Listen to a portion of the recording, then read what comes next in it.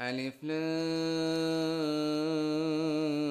را تلك آيات الكتاب المبين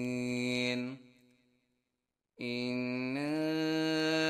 أنزلناه قرآنا عربيا لعلكم تعقلون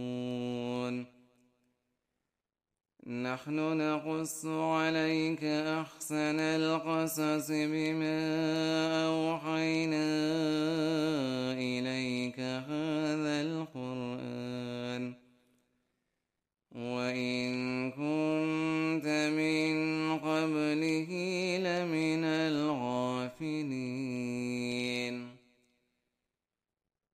إذ قال يوسف لأبيه يا أبت إني رأيت 11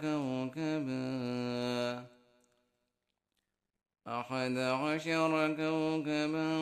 والشمس والقمر رأيتهم لي ساجدين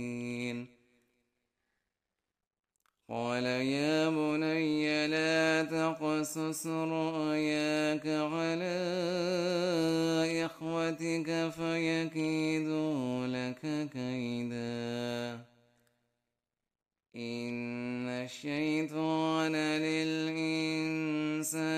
عدو مبين وكذلك يجتبيك ربك ويعلمك من تأويل الأحاديث ويتم نعمته عليك وعلى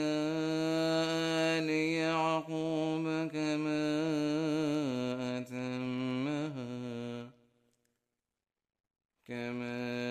أتمها على